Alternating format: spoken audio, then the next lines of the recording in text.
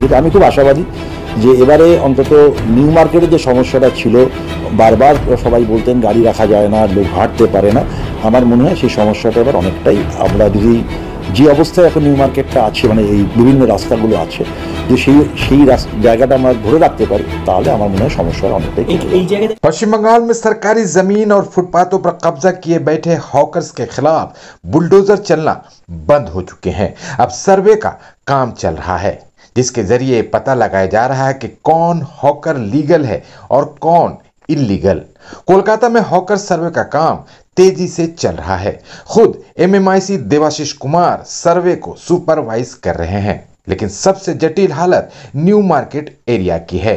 पर देवाशीष कुमार को उम्मीद है कि न्यू मार्केट के इलाके में हॉकर्स का मुद्दा सुलझ जाएगा। उनका कहना है कि पहले से काफी बदलाव आ चुका है।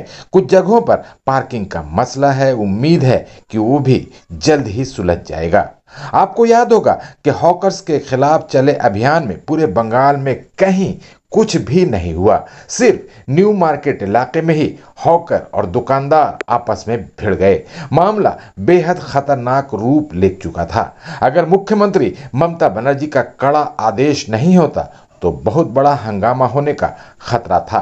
दोनों ही पक्ष टकराव के मूड में थे, लेकिन हॉकर से हर महीने लाखों रुपए की मलाई खाने वाली न्यू मार्केट थाने की पुलिस ने ममता बनर्जी के खौफ से हालात को संभाल लिया।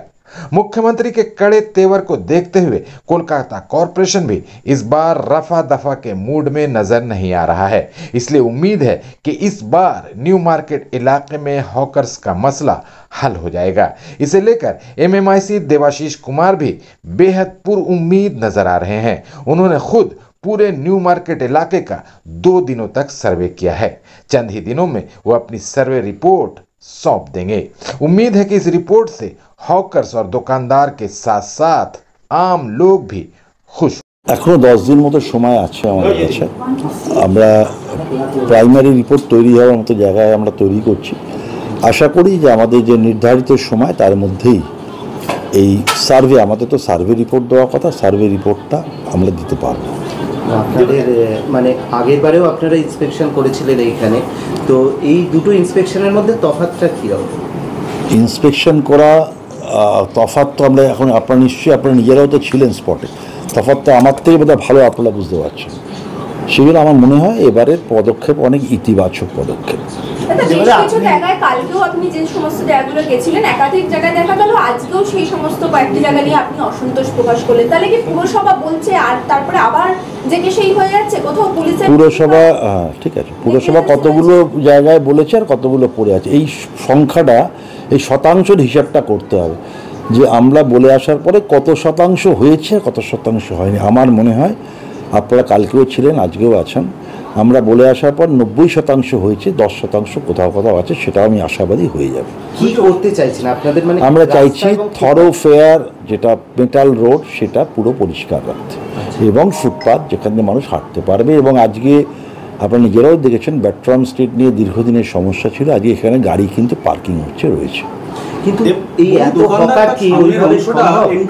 মানে যারা ফুটে ধরুন রাস্তা, আজকে আপনি দেখলেন রাস্তা জুড়ে যারা রয়েছে তাদেরকে ঠেলে ফুটপাতে তুললে ফুটপাতের দোকানগুলো তো পুরোটা এনক্রোচ করে দেবে। ফুটপাতের দোকান মানে ফুটপাতের উপর দোকান রয়েছে, মানে হকার রয়েছে, আর তার উল্টো দিকে রাস্তাতে আবার হকার রয়েছে। এবার এই হকারদের যদি, এটা হচ্ছে না ওই সার্ভাইভাল অফ দ্য ফিটেস্ট, সবাই নিজেরা অ্যাডজাস্টমেন্ট করে পিছিয়ে যাবে, কেউ অসুবিধা নেই। ওরা নিজেরা কত করলো তো, এত এই হকারগুলিতে ছিল রাস্তায়, তারা উঠলো কি করে? নিজেদের মধ্যে ওদের যে অ্যাডজাস্টমেন্ট করেই ওরা এই ব্যবস্থা করে।